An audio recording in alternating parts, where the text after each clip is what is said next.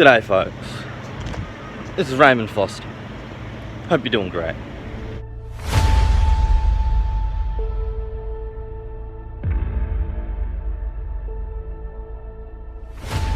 This morning conversation came up around an old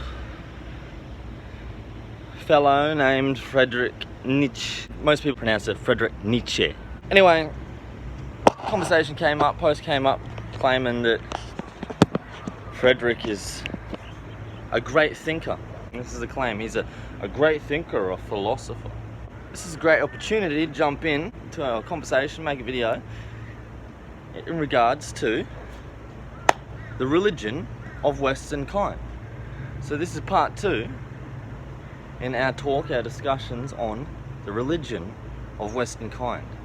Yes, not the religions, just the religion, the single religion of white people, the white religion. It's been expressed in many different ways, different archetypes, gods, etc., given different names in different white Western cultures. But it's underlying that, at its core, there is one white religion that every white people have always had. Since the dawn of time, we still have now. Yet, anti-whites try to promote in the anti-white narrative, in order to harm our people, to take us away from our spirituality with our one faith, our one religion that we've had for thousands of years, all white people who have ever existed.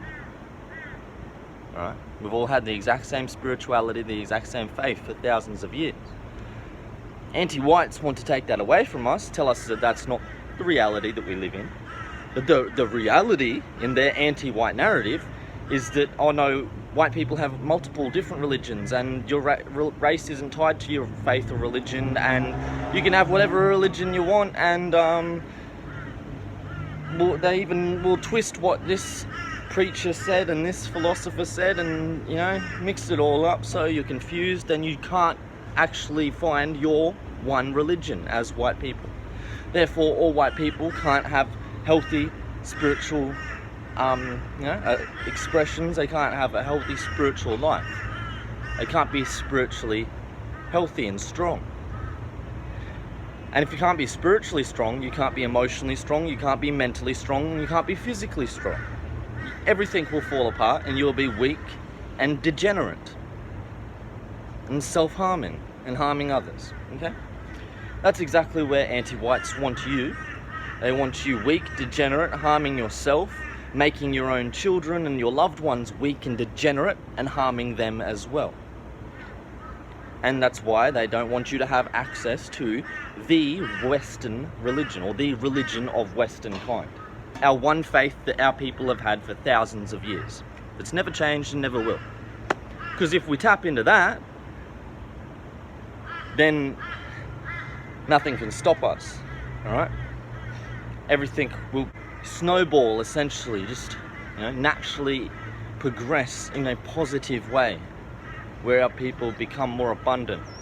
No more poverty, don't have to work 5 days a week just to pay your rent, okay? Not this wage slavery, none of this. We can all have abundance, we can all have everything we want, we can have more free time to spend with our loved ones, we can make the world a better place, nobody has to be in poverty, nobody has to go without anything, alright? But the only way we can get to that stage of being healthy as a collective organism and a nation is if we can be healthy as individuals. So again, that means we have to have our connection to our spirituality. Otherwise, we can't be holistic, healthy humans.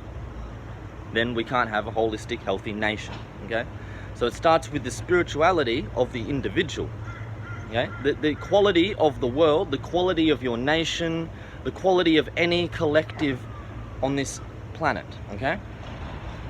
The quality of global life is determined by the spiritual quality, the quality of the spiritual life of each and every individual added up.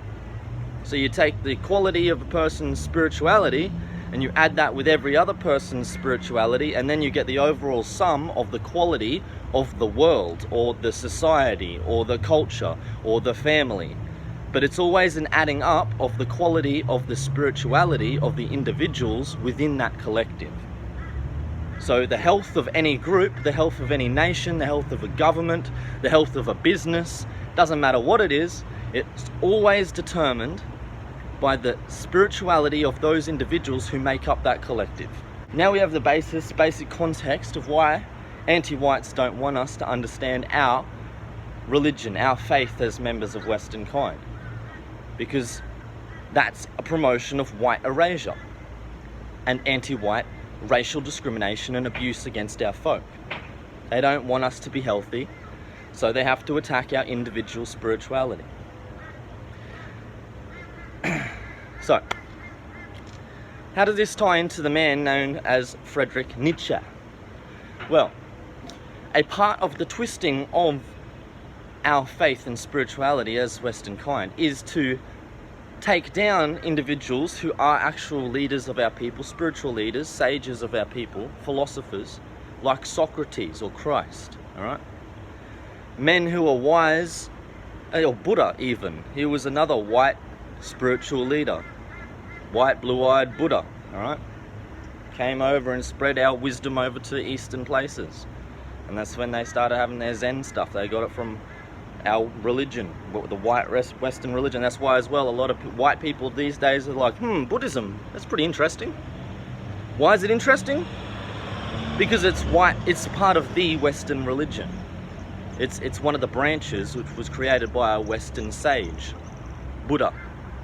Siddhartha Gautama, I think his name was. But it was called a Buddha or a Christ, a sage, the same as Jesus or Socrates. And that's all a part of our one religion as Western kind. But they don't want you to know that our actual faith, that they're all just teachers of our one faith.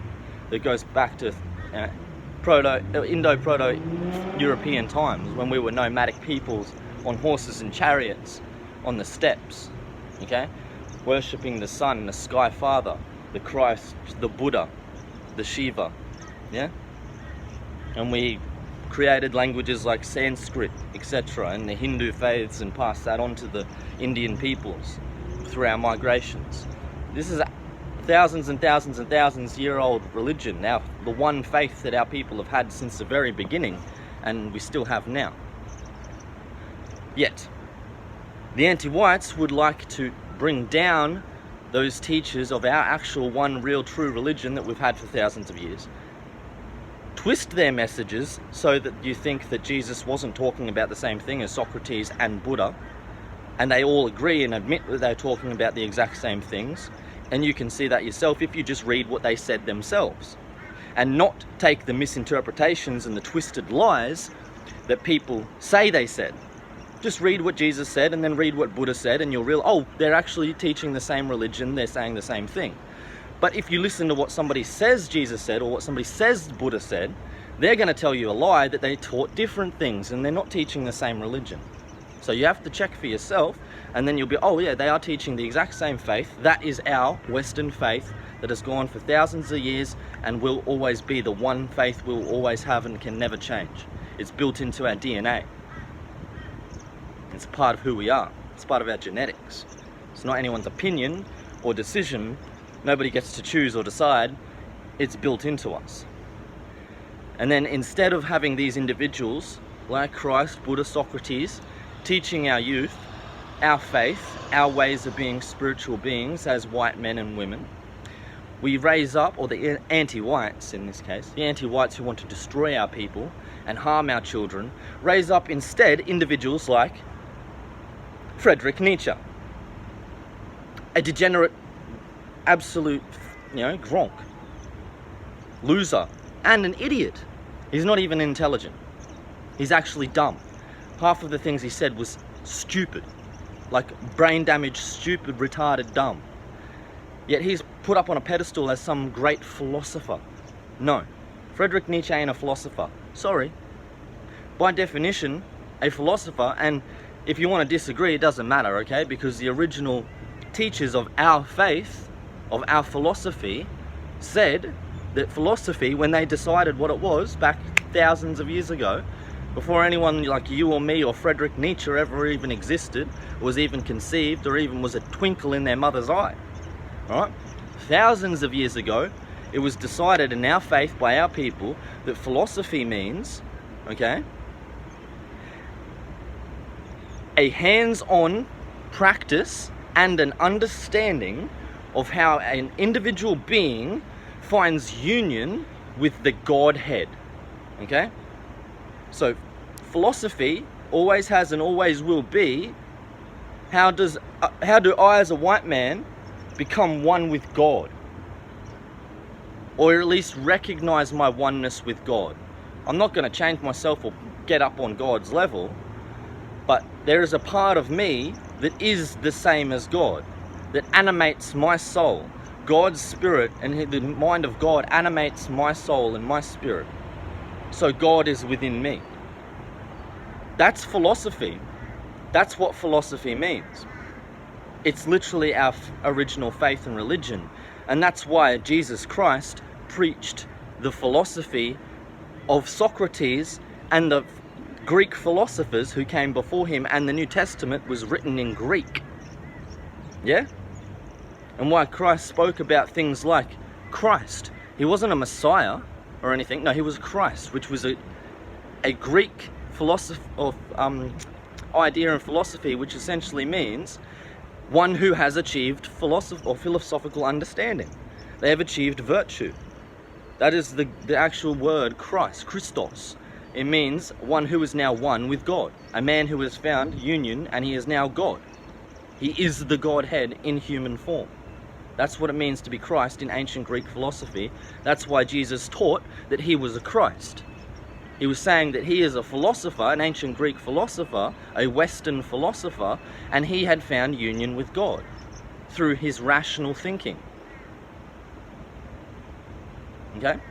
But again, anti-whites who don't want you to understand that we have only ever had one religion from dawn of time, and we only ever will have one faith as a race of people, Western kind, they will lie to you and say, don't read what Jesus said himself and check for yourself. Whatever you do, don't check for yourself. Just believe us that Jesus was saying he was a Messiah and that he was this and that and blah, blah, and all this nonsense made up shit. No. Just read for yourself what Jesus said himself, and then you can't deny that, holy crap, Jesus was preaching the ancient Greek philosophy in our ancient religion that harks back thousands of years since before Jesus was ever born. The ancient Greek philosophers were teaching for thousands of years before Mary was even born, or Jesus was even a twinkle in Mary's eye. And that's why Jesus spoke and taught in Greek, and the New Testament was written in Greek, because it was a continuation of white Western traditions, which is philosophy, which again just means having an understanding and putting into practice day to day union with the Godhead, the creator of existence. Finding that connection in your spirit, in your heart, in your soul, with the spirit of the creator of all things. That's what it means to do philosophy, and that's what it means to be a philosopher. So, could somebody like Friedrich Nietzsche be a great thinker or a philosopher? No. Why? Because what did he say? He said God's dead. He said some other really dumb things. And if you had a basic understanding of what philosophy even is, what it even means to think, most people don't think. Most people just unconsciously have thoughts arise and they just go through their day. The average human being doesn't think once in their entire lifetime. Philosophers think, okay? So you can't call yourself a great thinker unless you're working towards and putting into practice in your day-to-day life, becoming one with the Godhead. That's what it literally means to think. If you're not working and putting into practice a spiritual way of life where you're becoming one with God, you're not thinking. You're not a rational being. You're dumb as fuck. You're basically brain dead. You're retarded, okay? You've never had a thought in your life.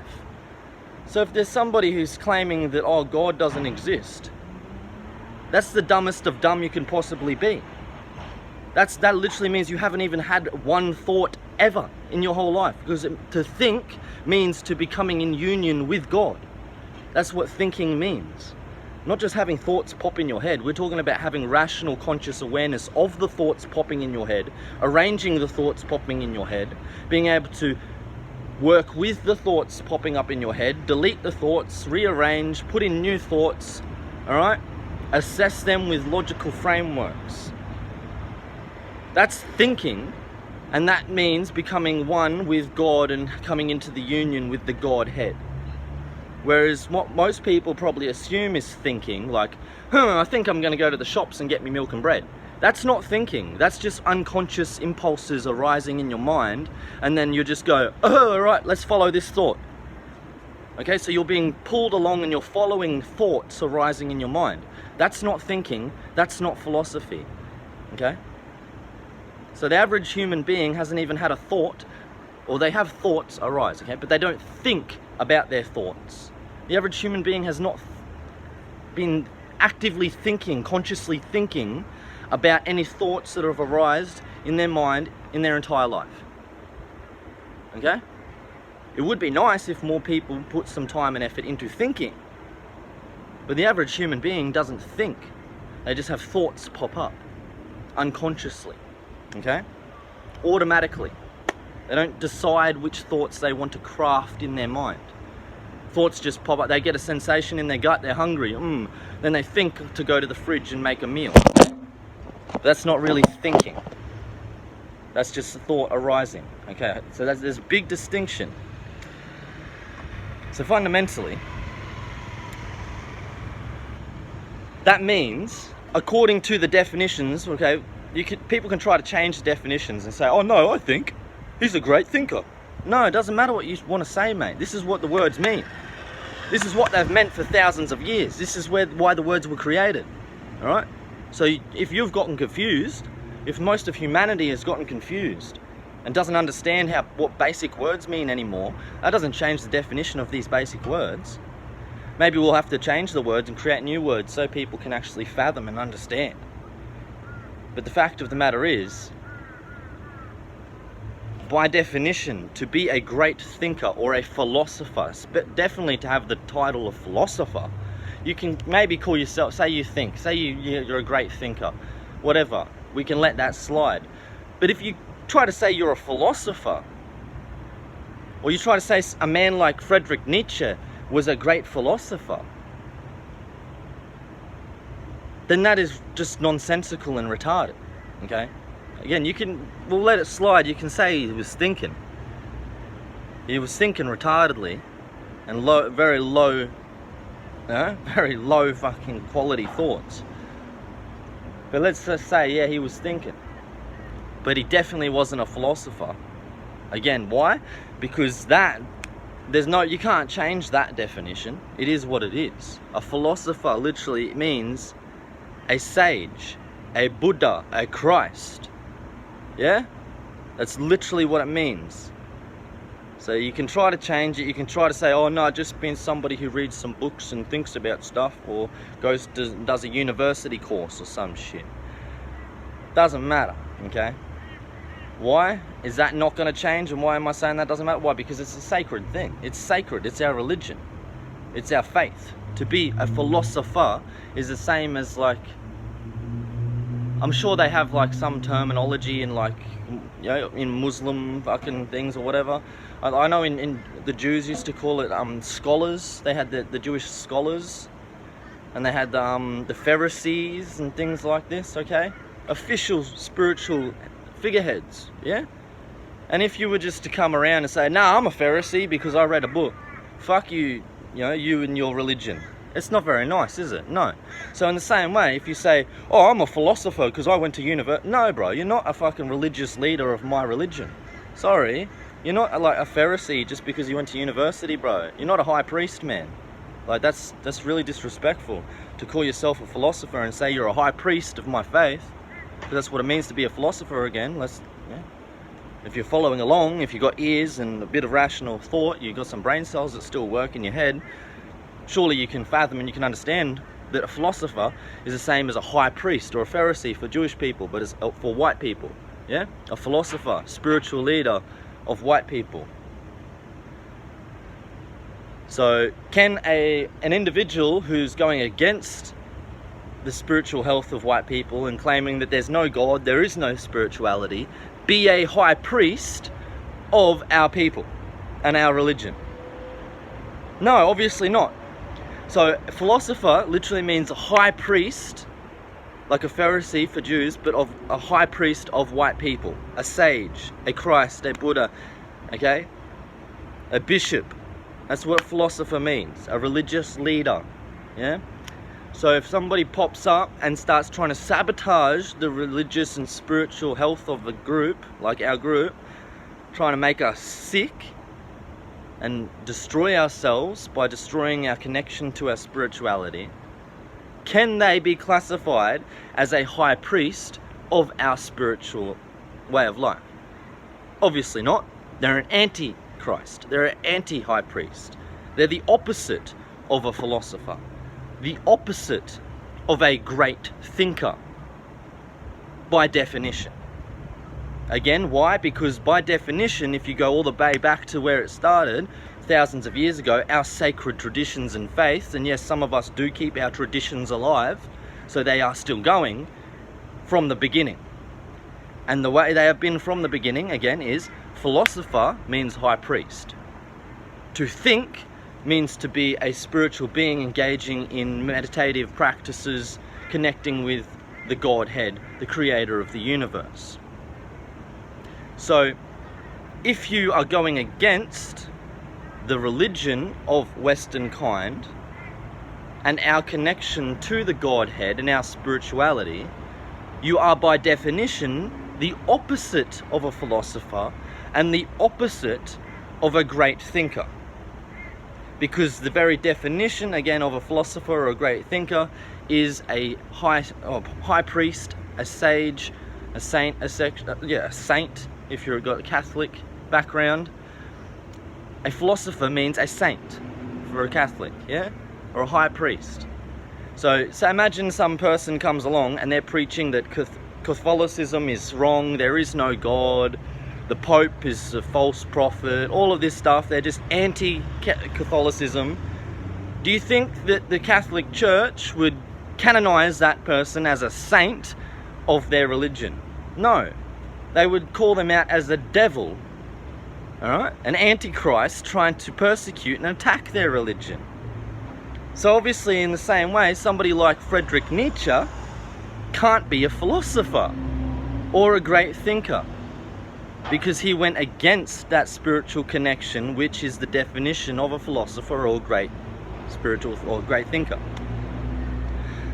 So in the same way, the Catholic Church ain't going to canonize some, devil worshipping bastard who's against the Catholic Church. They're not going to make him a saint of the Catholic Church. In the same way, a man like Friedrich Nietzsche or any other so-called thinker or philosopher who isn't solely focused on the connection of our people with the Godhead, they can't be. There we go. That's part 2 of the religion of Western kind. The one religion our race has had from the very beginning, the only religion we'll ever have.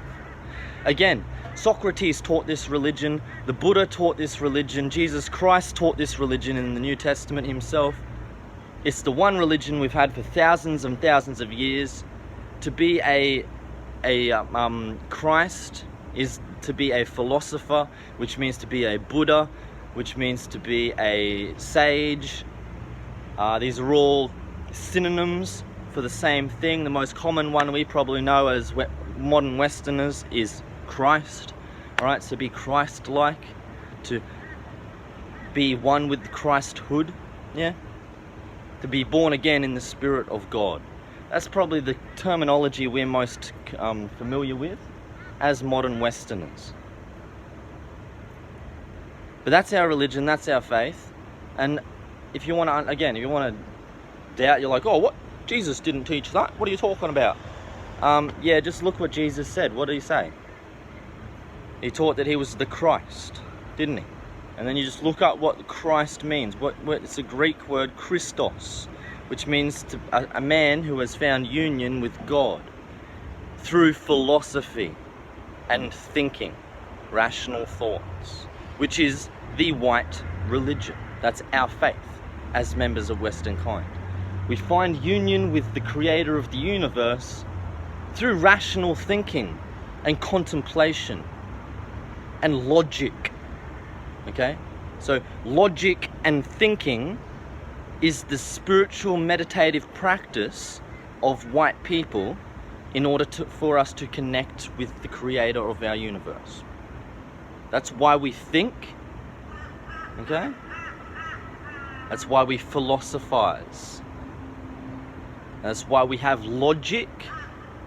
And that's why you cannot have a computer and a phone, because we invented logic, so we have code, ones and zeros. So you can have a phone and your computer works. Why? Because that's a part of our spiritual practice to connect to our God.